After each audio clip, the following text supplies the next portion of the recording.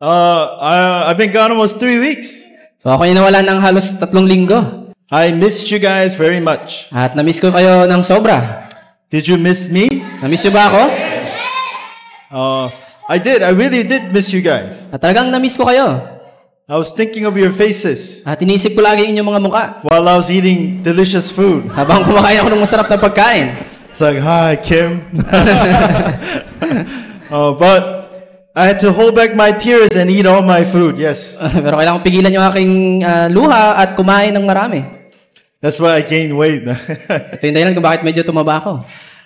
But, the reason I was there is to participate in the World Missions Conference. Pero yung dahilan kung bakit naroon ako para mag-participate ng World Conference. We are all evangelists and missionaries. Lahat tayo ay mga evangelist at misyonaryo. Amen? Amen.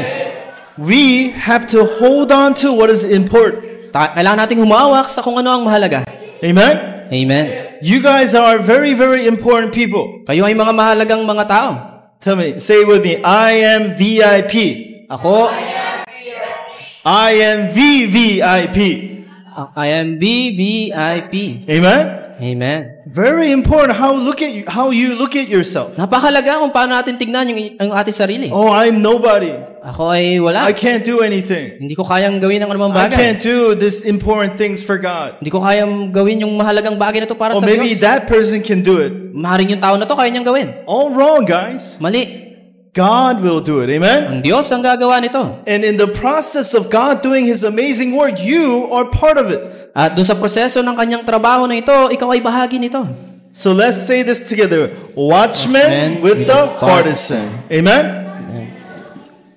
We need to have a partisan. Kailangan tayo magkaroon ng partisan. But you are the watchman inside the partisan. Pero kayo yung mga watchman sa loob ng partisan. Amen? Amen. I mean, what good is it to have an amazing building if there is no church members? Ano yung ganda ng church building kung wala naman mga membro? I know some churches in Korea are very big church. At may mga alam akong malalaking simbahan sa Korea. But there's no people there. Pero walang tao doon.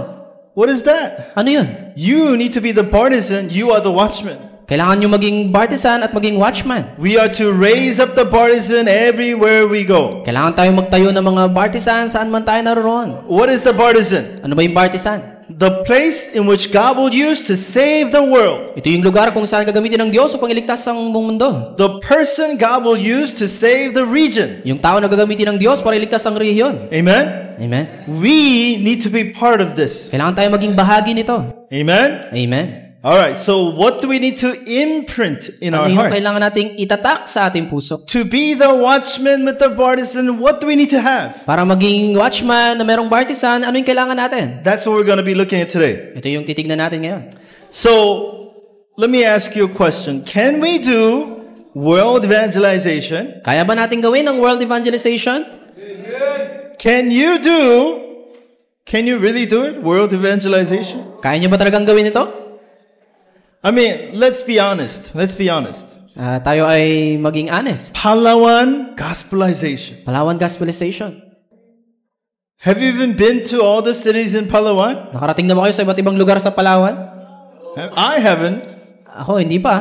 I've been up and down Palawan. Ako ay pumunta sa taas-baba ng Palawan. I have yet to visit every city of Palawan. Pero hindi ko pa napuntahan lahat ng lugar sa Palawan. I mean, we can't even visit all the places in Palawan. At hindi nga natin mapuntahan yung ibang lugar sa Palawan. Can you really do Palawan gospelization? Kaya ba talaga natin gawin ang Palawan gospelization? Can you really do world evangelization? Kaya nyo ba talagang gawin ang world evangelization? This is a question Pastor Yu asked to all the missionaries. Ito yung tanong na tinanong ni Pastor Yu dun sa mga misyonaryo. He said, can we do world evangelization? Kaya ba natin gawin ang world evangelization? You know why he said that? Alam nyo kung bakit niya yung tinanong yun? Because there are so many missionaries complaining. Dahil maraming misyonaryo na nagko-complain. There's so many news of problems within certain places in the world. At ang daming problema balitang problema sa iba't ibang lugar ng mundo. News is about churches having problems. At yung mga balita sa bawat simbahan na may mga problema. After hearing all these things, can you raise up the mic? After hearing all this, Pastor Yu is really asking, can we do world evangelization? At nung narinig niya yung lahat ng bagay na ito, nagtanong siya, kaya ba talaga natin gawin ang world evangelization? It is an honest question we need to ask ourselves. Ito yung honest na tanong na kailangan nating tanongin ng ating sarili. Was it possible for Korea then? Posible ba sa Korea na gawin ito? Do you know back in the 1920s, the life expectancy of a normal Korean was 32 years old. At nung unang panahon, yung normal na edad ng Korea ay nasa 35 years old. 32 years old. 32. I am 42 right now. Ngayon, ako ay 42 na. So I outlived my life expectancy back in 1992. Ibig sabihin, lumampas na ako doon sa 1920s. nung panahon ng 1920s. So if I lived in 1920s in Korea, they would call me grandfather. Kung namuhay ako nung panahon na yon, tatawagin nila ako na lolo. They would look at me like I'm some great grandfather. Tignan nila ako na parang sobrang lolong-lolo na. There is a book written by the missionary who went to Korea. At merong isang libro na isinulat ng isang misyonaryo na pumunta sa Korea. He said it's a barren land, the barren land. Sabi niya ito ay lupain na walang anumang bagay na meron doon. People who have no hope. Yung mga taong walang pag-asa. Their children are covered with ticks all over their face. Yung kanilang mga anak ay punong-puno ng mga kuto at lisa. People are dying of hunger. Sila ay namatay sa gutom. They're serving all kinds of idols and demons. At sila ay sumasamba sa mga idolo at mga demonyo. But Korea now currently is one of the greatest Christian countries in the world.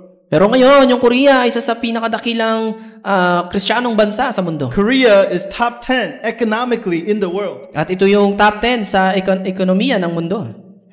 If you go to Korea, you don't have to worry about if I leave my phone in the store and leave, nobody will take my phone. Kapag nandun ka sa Korea, pag iniwanan mo yung cellphone mo sa isang tindahan, hindi ka mag-aalala na mayroong kukuha nito. It's not because Koreans are nice. That's not why. Hindi dahil mababait There's sila. cameras everywhere. Pero dahil maraming camera kahit saan. You pick up, let's say $1 bill was on the ground. Halimbawa, merong pera dun sa sahig. Oh, free money. Pick it up. At kinuha mo yun, They will catch you. uhulihin ka nila. They will catch you. Uhulihin ka.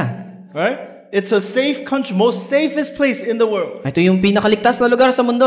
You don't have to worry about going somewhere and somebody robbing you. You don't have to worry about it. Hindi ka mag-aalala na pupunta ka sa isang lugar at merong nanakawan ka. You can go anywhere. Pwede kang pumunta kahit saan. Food everywhere.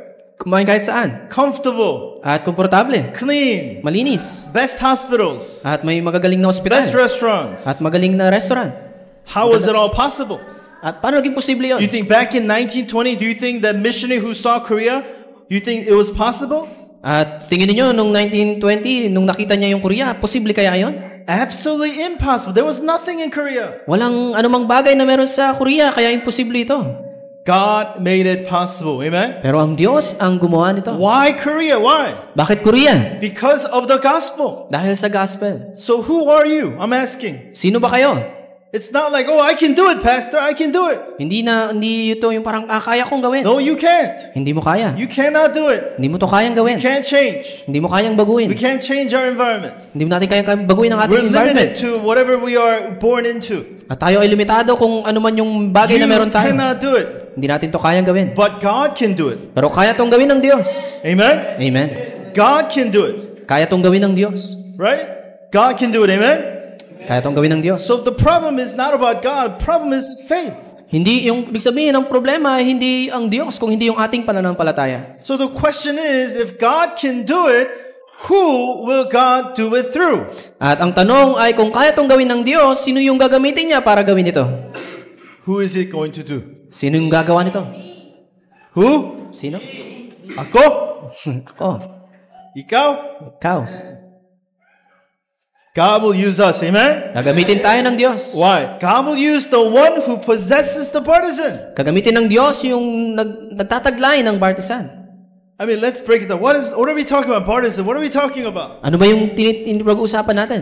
The one who has conclusion in the gospel. Yung tao na mayroong konklusyon sa gospel. That Jesus is a Christ answer to all my problems. Na si Jesus ang Kristo ang sagot sa lahat ng aking problema. And the one says, I'm going to shine this light to the world. That person is the partisan. At yung tao na nagsasabi na ang ilaw na ito ay papaliwanagin ko sa buong mundo. That is the person whom God will use to save the world. Ito yung tao na gagamitin ng Diyos upang iligtas ang mundo. So can we do Palawan Gospelization? Kaya ba natin gawin ang Palawan Gospelization? Amen?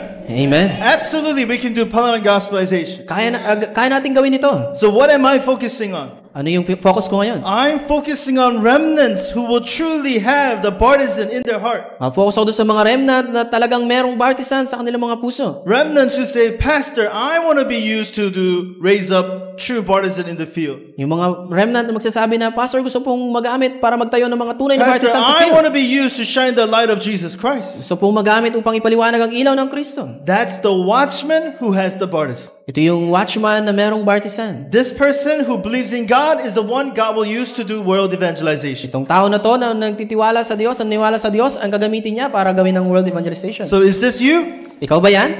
Amen? Amen. This better be you. Dapat ikaw yan. Okay? Amen. Because the truth is, it is impossible. Kasi ang katotohanan, ito ay imposible. It is impossible. Imposible. Do you know 98% of people who are born in poverty die in poverty? Do you know that? Alam nyo ba na 98% ng mga tao na ipinanganak na mahirap, namamatay na mahirap? Do you know that? Alam nyo ba yun? What makes you the 2%? What makes you? Ano yung dahilan para ikaw yung maging 2%? If there's 100 people, 100 of us, only 2 of you will survive in a rich environment. At kung meron 100 na tao dito, dalawa lang sa inyo ang pwedeng yumaman. Why are you the 2%? Why? Bakit kayo yung dalawang tao na yun? Because I'm smart? Kasi matalino ka? Because I work hard? Kasi ikaw ay nagtrabaho ng There are a lot of maigi? smart people out there, guys. Maraming matatalinong tao A dyan. lot of people who work hard. At marami ding taong masisipag. Are you the watchman with the partisan? Ikaw ba yung watchman na merong partisan? Amen? Amen. That's the person whom God will use Ito to yung shine the light of Jesus Christ. tao na gagamitin ng Diyos upang ipaliwanag ang ilaw ni Jesucristo. That's what needs to be imprinted in us. Ito yung kailangang maitanim sa atin. I mean, you know, I was born in a non-believing family. Ako ay pinanganak doon sa hindi mananampalatayang pamilya. First Christian in my family. Ako yung unang Kristiyano sa aking To be pamilya. a pastor, a missionary who knows the gospel, that is nearly a miracle. Miracle, guys. Upang maging pastor at misyonary, parang ito ay milagro. But God made it happen. Pero ang Diyos gumawa nito. I am being used to deliver this light of the gospel to the world. Ako ay ginagamit para dalhin yung liwanag na ito sa mundo. And because of that one fact, God will take care of me. At dahil sa isang katotohanan na yon, ang Diyos alagaan ka. Amen? Amen. That is who you need to be. Ikaw dapat ito maging. Alright, so we need to be imprinted with the power of the throne. At kailangan tayo ay maitatakan ng kapangyarihan ng trono. So, you all have a certain character about yourself, don't you? Kayo ay mayroong mga karakter sa inyong sarili, di ba? You all have a certain way you make decisions. At meron kayong mga paraan para gumawa ng desisyon. You all live in a certain way. Kayo ay namumuhay sa isang bagay. It is all because of what is already imprinted in you right now. At ito ay dahil doon sa mga naitanim na sa iyo ngayon. Whatever that may be, fine, it's okay. At kung ano man yon, okay lang. I'm not telling you to change who you are. Hindi ko sinasabi sa inyo na baguhin nyo kung sino kayo. What I am telling you is you must imprint this. Ang sinasabi ko ay dapat itatak ninyo ito. Amen? Amen. It's okay if you're a sad person, angry person. It doesn't matter what kind of person you are. Okay lang kahit anong klase ng tao kayo. It's okay if you make mistakes all the time. It's okay. At lagi kayo nagkakamali, okay lang. But what's not okay is if you don't have this imprint. Pero ang hindi okay ay yung kung hindi nakatatak ito sa inyo. What's not okay is not knowing of the power of the throne of heaven. Ang hindi okay ay yung hindi mo alam yung kapangyarihan ng trono. So first, we need to have a correct start. At ang una, kailangan meron tayong tamang panimula. By now, you should understand the context of Matthew 16. At dapat ngayon, alam nyo na yung nilalaman ng Matthew 16. Jesus asked his disciples a question, right? Tinanong ni Jesus yung kanyang mga Hey, who disipulo. do people say that I am? Sabi niya, sino And ako? would they say, Sabi ng oh, mga tao. you're like John the Baptist. Sabi nila, ikaw ay kagaya ni You're Juan like Bautista. Elijah. Para kang si Elijah. You're like Jeremiah. Ni Jeremiah. You're like one of the prophets. Kagaya ng mga ibang mga propeta. All talking about a religious type of living. At lahat ay tumutukoy sa relihiyosong pamumuhay. What is the color of your faith? Ano ba yung kulay ng iyong pananampalataya? You know, I met all kinds of people from all over the world in the missions conference. At ako ay nag-meet ng mga iba't ibang uri ng People tao sa from mission India, conference. people from Mexico, people from South Africa, so many types of people. At iba't ibang uri ng mga tao mula sa iba't ibang bansa. They all have a certain color of their faith. They do. At sila ay merong iba't ibang uri ng kanilang kulay ng kanilang All pananampalataya. falls under this religious color. Religious color. At lahat ay nakapaloob dito sa relihiyoso. Not a gospel color. Hindi gospel na kulay, but a religious color. kundi yung relihiyosong kulay. Jesus is not happy with religious color. At si Jesus hindi siya masaya doon sa mga relihiyosong kulay. Must have the correct start of only Christ. Kailangan magkaroon tayo ng tamang simula ng tanging si Kristo. 16:16, Peter says, "You are the Christ, the Son of the living God." Sabi sa Matthew 16, ikaw ang Kristo, ang anak ng Diyos na buhay. The color you must have is the color of the gospel. Ang kulay na dapat meron ka ay ang kulay ng gospel. You must have the scent of the gospel. At dapat ikaw meron kang amoy ng gospel. Oh, he's been sweating all day. You have the scent of odor. Siya ay pinawisan maghapon, kaya yung amoy niya ay mamoy. I came home yesterday and hugged my daughter. At ako ay umuwi kagabi at iniyakap ko yung aking anak. And you know, her face comes right here. I was like, "Oh man," I hugged her. Yung mukha niya ay lumapat dito. And she was like, "Oh, Dad." At yun yung sabi niya. You. Yeah, okay. Yun yung sabi niya. Not so excited. Hindi siya masyadong masaya. Well, that's because I've been riding on the plane for 20 hours. That's why.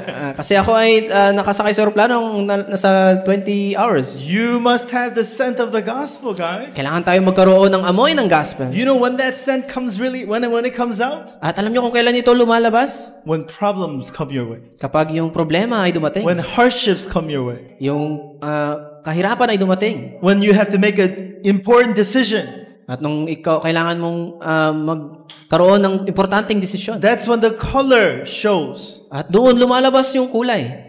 We need to have the color of only Jesus. Amen? At kailangan meron tayong kulay ng tanging si Kristo. And to that Peter, God gives him 3 blessings. At dahil dito, binigyan siya ng 3 pagpapala. What did he say?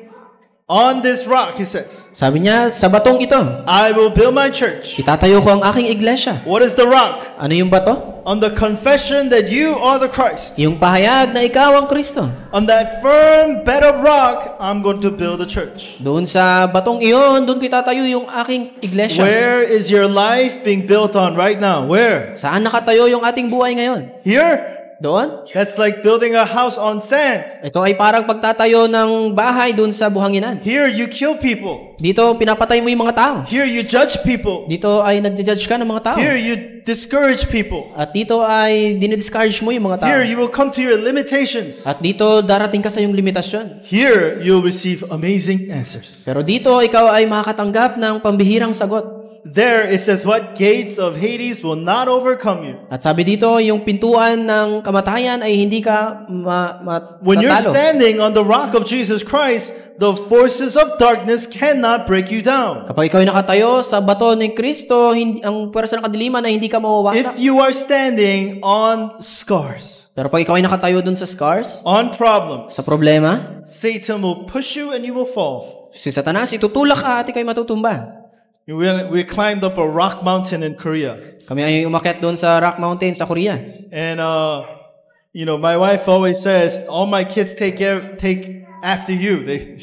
At sabi ng aking asawa na yung aking mga anak ay Stephen, Paul magmana sa'yo. here, they're always causing trouble, right? At sila, yung mga anak namin, sila yung nagkukos ng trouble. That's how I was when I was a kid. Ganun ako nung ako'y bata. So, when I'm going up the rock, right? My wife is like, oh, be careful, be careful. At ako yung umakyat kami doon sa mga batuhan at sabi niya, mag-ingat ka. So, what do I do? Anong ginawa ko?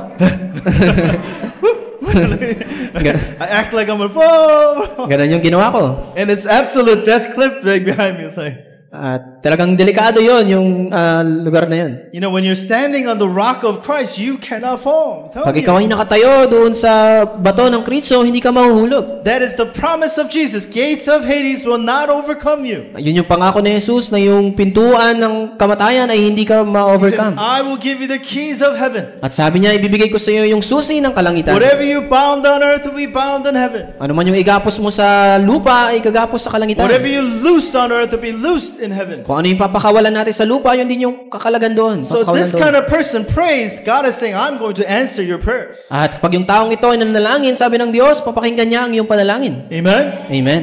This is what we need to imprint in our lives. Ito yung kailangan nating itatak sa ating puso. What do we call this? Anong tawag natin dito? We call it what? Correct start. Tawag natin dito ay tamang simula. You gotta have a correct start, guys. Kailangan tayo magkaroon ng tamang simula. What is the second thing we need to imprint? Ano yung pangalawa?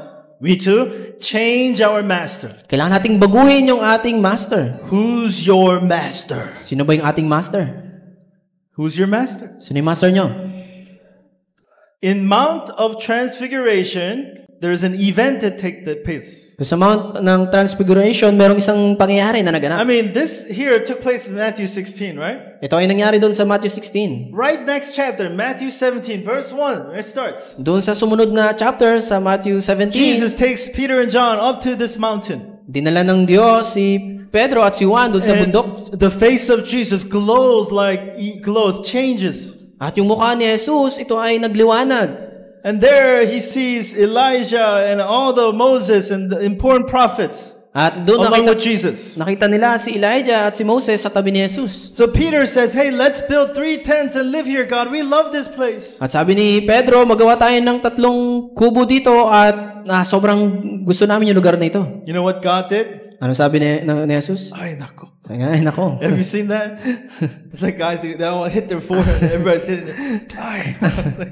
Ay nako. When you say something so stupid, God goes, ay, nako. Magsabi tayo ng isang bagay na talagang sobrang stupid. Ay nako. Why is that? Bakit? Peter Bakit just ganun? confessed, you are the Christ, the Son of the living God. Dahil ipinahayag ni Pedro na ikaw ang Kristo, ang anak ng Diyos na buhay. God gave him the blessing of all blessings. At binigyan siya ng Diyos ng pagpapala ng lahat ng pagpapala. And then Peter says something so stupid. At pagkatapos ito, siya ay nagsabi ng isang bagay na sobrang stupid. Like sometimes I talk to you guys and At minsan kausap ko kayo at sabi ko, ay na. right? Oh, really? Right? That happens. Ano nangyari to? What do we need to do? Anong kailangan natin gawin? We need to get rid of other masters. Kailangan nating alisin yung ibang mga master natin. Other masters that are influencing your life. Yung ibang mga master na nag-influensya sa ating buhay. Is it money? Ito ba ay pera? Is it friendship? O kaibigan? Is it some fear? O takot? Whatever it may be, you need to get rid of that master. At kung ano man yun, kailangan alisin nyo yun. The only master we must have is only Jesus Christ. At yung tanging master na dapat meron tayo ay si Jesus. Our church need to get rid of all the idols in our church. At kailangan nating alisin lahat ng mga idolo sa ating simbahan. Only we need to look upon the Word of God, and that's it. At kailangan natin tignan lang yung salita ng Diyos at yun lang. You know, as churches get big, there become more idols in the church. At habang lumalaki yung simbahan, nagkakaroon ng maraming idols sa simbahan. Oh, I like this pastor. I like this pastor. Sabi niya, gusto ko tong pastor na to, gusto ko tong I pastor like na ito. this department. I don't like this department. Gusto ko tong department na ito at ayoko yung department na yun. Only the Word of God. Amen? Tanging ang salita ng Diyos. We need to have absolute oneness in the Word of God. Kailangan tayo magkaroon ng kaisahan sa salita ng Diyos. Only Christ must remain. Tanging ang Kristo ang dapat manatili. Right? So God, get rid of the other clouds. At alisin natin yung ibang mga bagay. And what they say, only Jesus remains. At tanging si Jesus ang natira. Pray like that. God, get rid of all the other masters in my heart. At ganun din, sabihin natin, alisin niyo po yung ibang mga master sa aking May puso. only Christ remain in my heart. At tanging si Kristo ang matira sa aking puso. Amen? Amen. That's how you guys need to pray. Ganito tayo dapat manalangin. Change your master. Baguhin yung ating mga master. Let's say these together. Begin where Christ finished. Magsimula tayo kung saan si Kristo Forget the natapos. begin where Christ finished. Begin where Christ finished. That's what we need to happen. So in John 19, in Mount of Calvary, what did Jesus say? At doon sa John 19, ano sinabi ni Jesus? Jesus said, what? It is finished. Sabi niya, tapos na. Tapos na. Tapos na. In Pakistan, tamam hua. Tamam huwa. Right? In Korean, 다 이루었다. Ay, rabata. In Greek, tetelestai. Tetelestai. That's all I know. Yun ay alam ko. Maybe I'll pick up more language along the way. But what's important? It's finished, guys. Pero ang mahalaga, tapos na. Amen? Amen. That Christ who finished everything, what did he do? He became the first fruit of resurrection. At ang Kristo na ito na tinapos ang lahat ng bagay, siya yung naging first fruit ng You resurrection. know what we say in English, right? Cherry on top, they say, right? Sabi nila ito sa English, yung cherry na nasa tuktok. Right? You make a masterpiece and you put a cherry on top. Gumagawa tayo ng masterpiece, tapos yung cherry nilagay natin sa And taas. that's what I'm saying. Jesus performed this amazing miracle and he put a cherry on top through resurrection. Si Jesus, ginawa niya lahat ng mga himalang ito at inilagay niya yung cherry dun sa taas. And what is the message of resurrection? At ano yung mensahe ng That resurrection? God has given us absolute victory. Binigyan tayo ng Diyos ng absolute victory. Do you believe that Jesus resurrected? Naniwala ba kayo na si Jesus muling nabuhay? Amen? Amen. Why do you believe that Jesus resurrected? Bakit kayo naniniwala na si Jesus ay Have you nabuhay? ever seen somebody come from the dead after 3 days of being dead? Nakita na ba kayo ng muling nabuhay pagkatapos na mamatay pagdaas ng 3 araw? I have not seen it. Hindi pa ako nakakita nun. Only in movies have I seen it. Sa mga palabas lang ako nakakita.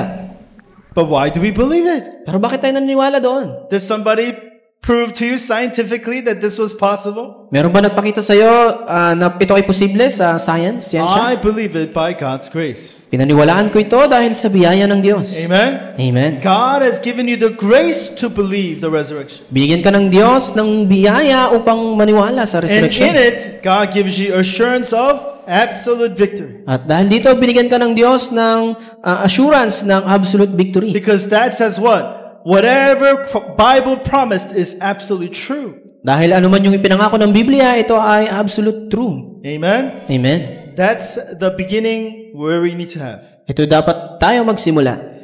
And that's why we pray with that glorious name of Jesus. Ito yung dahilan kung bakit nananalangin tayo sa pangalan ni Jesus. The name that gives victory to all things. Yung pangalan na nagbigay ng katagumpayan It is sa lahat that ng bagay. name of Jesus we pray every single day. At sa pangalan nito ni Jesus, tayo ay nananalangin araw-araw. How do we finish our prayer? In the name of Jesus we pray. Amen, right? At paano natin tinatapos yung ating panalangin? Sa pangalan ni Jesus. What Amen. is that name? Anong pangalan yun? It is the name that destroyed the authority of Satan. Ito yung pangalan na nagwasak sa otoridad ni Satanas. It is the name that got rid of all of our sins. At ito yung pangalan na naghugas ng lahat ng ating mga It kasalanan. is a name that made a way for us to meet God. Ito yung pangalan na nagturo ng daan patungo sa Diyos. In that name of Jesus we pray. Amen? Pangalang ito ni Jesus, tayo nananalangin. So we must believe. Kaya dapat tayong maniwala. When you Manampalataya. have that understanding, you're going to have a new beginning. At kapag meron tayong ganitong kaunawaan, magkakaroon tayo ng bagong The simula. beginning of Mount of Olive. Yung panimula ng Mount Olive. What kind of beginning? Anong klaseng panimula? God says what? You are that Jesus is the Christ. Sinasabi niya na si Jesus ang Kristo. That he talked about the kingdom of God for 40 days. Sila ay nagsabi ng paharian ng Diyos sa loob ng So 40 to be days. the witness to the ends of the earth. At upang maging saksi hanggang sa dulo ng mundo. So the beginning of the true baptism. Ito yung simula ng tunay na baptisan. Jesus talked about 40 days, the things concerning the kingdom of God for 40 days. Si Jesus nagturo ng mga bagay tungkol sa pangako ng kaharian ng Diyos sa loob ng 40 days. For 40 days, Jesus was detailedly outlining the work of the kingdom of God. At sa loob ng 40 days, si Jesus ay dinitalye niya yung kaharian ng Diyos. You guys are receiving the word every Sunday. What is that? Natatanggap ninyo yung salita tuwing linggo. That is the time God is building this partisan in your heart, little by little. At ito yung panahon kung saan tinatayo ng Diyos yung baptisan, pakonti-konti. Some of our children here, we think, what's his name? Alex? Alex. You think Alex understands partisan? Sa tingin nyo, naintindihan ni Alex yung baptisan? Alex, what is partisan? Ano yung baptisan? Jesus Christ. He doesn't understand it fully. Hindi nyo yun naintindihan. It's okay. Okay lang. The fact that this little boy is sitting here is blessing from God. Yung katotohanan na siya ay nakaupo dito, ito ay pagpapala mula sa Before Diyos. he knows it, by God's grace, looking at you guys, then looking at us, he's going to learn of what it means to be a disciple. At bago niya pa ito malaman, habang siya ay nandito, nakatingin, ay malalaman niya kung ano ang ibig sabihin ng disipulo. So John, Roy, Kim, Ryan, all these important remnants are going to be the partisan that God will use for the future. At yung mga mahalagang remnant na narito, sila ay gagamitin ng Diyos sa hinaharap. Amen? Amen. Amen? Amen. I don't know, Pastor. I don't know, Pastor. Amen? Amen. Amen. I know, so it's okay. So the second, we're on this journey. At pangalawa, tayo ay nasa isang journey. What did the Acts 1:8 say? Sabi sa Acts 1:8, You will be my witnesses in Jerusalem, Judea, Samaria, and to the ends of the earth. Kayo magiging saksi mula sa Jerusalem hanggang sa dulo ng mundo. So Jerusalem, Judea, and Samaria has taken place. Yung Jerusalem, Judea, Samaria ay natapos na. We are on the journey to the ends of the At earth. ngayon tayo ay nasa lakbayin patungo sa dulo ng mundo. Where is your end of the earth? Where is it? Saan yung dulo ng mundo mo? We all have our end of the earth. At tayo ay merong dulo ng mundo. To Paul, where was it? Para kay Pablo, saan yun? Rome. I must go to Rome. Rome was Paul's end of the earth. Para kay Pablo, yung Roma, yung kanyang dulo ng mundo. I talked to a missionary from Japan. At ako, kinausap ko yung isang misyonaryo mula And sa that Japan. missionary, Japan is the end of the earth for him. At para sa kanya, yung lugar ng Japan ay yung dulo ng mundo. You know, he does amazing work in Japan. At siya ay gumawa ng mga pambirang bagay sa I Japan. was really encouraged by the ministry that he did. At ako ay talagang napalakas sa ministeryo na kanyang ginawa. Where is the end for you right now? Where is Ano it? yung dulo para sa iyo ngayon? Think about it, because we need to have the correct journey. At isipin natin to kasi kailangan tayo magkaroon ng tamang lakbayin. And while you do that, God's going to give you the guidepost. At habang ginagawa mo yun, bibigyan ka ng Diyos ng guidepost. You know, guidepost doesn't mean nothing if you're not looking for the way. At yung guidepost, ito ay walang halaga kung hindi ka naman nakatingin sa daan. Like, I'm going somewhere, right? Halimbawa, kayo pupunta sa isang lugar. Like you're driving to Aberlin for the first time. Magdadrive ka papunta sa Aborlan sa unang I need to pagkakataon. look at guidepost. Kailangan kong tignan yung mga It guidepost. tells me, oh, this is Aberlin. At para nagsasabi sa akin Oh, na ito take yung Aborlan. left here. At lumiko ka. Take right here. At lumiko ka sa If kabila. I'm not looking for Aberlin, all those guideposts means nothing. Kung hindi ako tumitingin sa Aborlan, yung mga senyales na yun ay hindi But if mahalaga. I am looking on the journey, God will show you the guidepost. Pero kung ikaw ay nakatingin doon sa lakbayin, bibigay sa'yo ng Diyos yung mga guideposts. The absolute mission that you need to do. That post God will give you. Absolute mission na kailangan mong gawin. Amen? Amen. What is this really talking about? Ano ito na pinag-usapan natin? If you're holding to the partisan, Pag ikaw yung mahawak sa partisan walk the journey of evangelism, at lumakad sa lakbahin ng evangelism, God will show you absolute mission in your life. at bibigay sa'yo ng Diyos yung absolute mission sa iyong buhay. On the opposite, At yung kabaliktaran you're naman, not raising partisan, hindi ka nagtatayo ng you're partisan going your own journey, at lumalakad ka sa sarili mo God's lakbayin, guidepost will mean nothing to you. yung guidepost ng Diyos ay ito'y walang halaga sa'yo. We need to change our direction. Kailangan nating baguhin yung ating direksyon. Amen? Amen. While we do this, we will experience the filling of the Holy Spirit. At habang ginagawa natin ito, mararanasan natin yung pagpuspos ng Banal na I mean, Espiritu. this is the order, guys. Because you're going towards the partisan, right? Dahil ikaw ay papunta doon sa partisan, God gives you the filling of the Holy Spirit. bibigay sa iyo ng Diyos yung pagpuspos ng Banal na If Espiritu. I'm going the absolutely opposite direction, why would God give you filling of the Holy Spirit? Kung ikaw ay patungo doon sa ibang direksyon, bakit kanya bibigyan ng Banal na Espiritu? People gathered in Mark's upper room. Yung mga tao ay nagtipon doon sa Mark's upper And it room. is there they received the baptism of the Holy Spirit. At doon natanggap nila yung bautismo ng Banal na Espiritu. For the first time, Holy Spirit indwelled in a person At sa unang pagkakataon, yung Banal na Espiritu ay dumating sa isang tao. and will never leave that person. At hindi na aalis Salvation, ang kaligtasan. true salvation. Tunay na kaligtasan. That's the baptism of the Holy Spirit. Ito yung pagpuspos ng Banal na Espiritu. So we ask you a question, where is Jesus? Nasaan si Jesus? Where is Jesus? In my heart. Technically, Jesus is in heaven. Sa teknikal, Right. siya ay nasa langit. Jesus ascended into heaven, did he Kasi not? siya ay umakyat sa langit. The Holy Spirit, that is Jesus, ends in your heart. Pero yung Banal na Espiritu ay pumasok sa ating puso. The moment you believe and accept Jesus Christ, is not the physical being, person of Jesus entering into your body. That's not what's happening, Nung right? tinanggap natin si Jesus, hindi yung taong Jesus yung pumasok sa atin. It is the Holy Spirit entering in your heart. Ito yung Banal na Espiritu. And that's the baptism. At ito yung pagbautismo. And in that place, there was 15 nations gathered. At sa lugar na yon ay merong 15 nations na nagtipon. God's plan from day one was world missions, guys. At yung plano ng Diyos mula pa sa simula ay yung world mission. Do you know that there are 156 languages in Philippines? Did you know that? At merong yung mga maraming lingwahe sa Pilipinas. Recognized by the Language of Filipino Commission, At ito ay recognized ng Filipino there are Language Commission. 156 languages in your country. Merong 156 na lingwahe sa ating bansa. That's your country, not my country. It's your country. Sa inyong bansa. What's Bansa wrong niyo. with your country? What's wrong? Anong problema? 156 languages. At 156 na lingwahe. So my friends, Filipino friends tell me, when you meet somebody, you say, hey, where are you from? They ask. Kapag meron ka nakilalang isang tao, sabi mo, saan siya nakatira? Right? Depending on the place, they know what language you speak. Kasi depende sa lugar kung saan ka nakatira at malalaman nila kung ano yung lingwahe na sinasabi mo.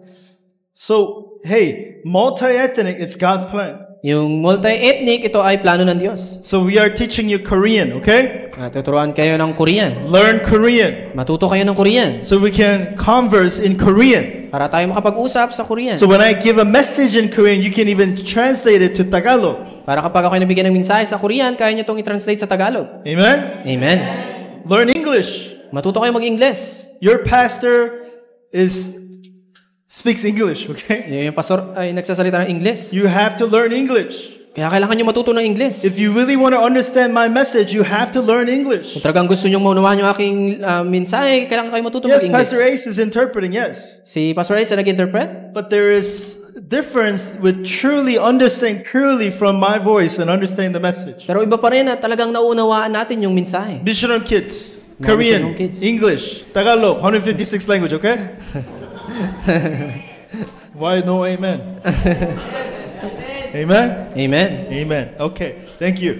So continue on. You're going to be a witness for the future. At tayo magiging saksi sa hinaharap. We call that empowerment of the Holy Spirit. Natawag natin itong kapangyarihan ng mula sa banal na Espiritu. By the power of God, you will be a witness in the future. Mula sa kapangyarihan ng Diyos, ikaw ay magiging saksi sa hinaharap. And now you are ready to be scattered. At ngayon, ikaw ay handa na para ikalat.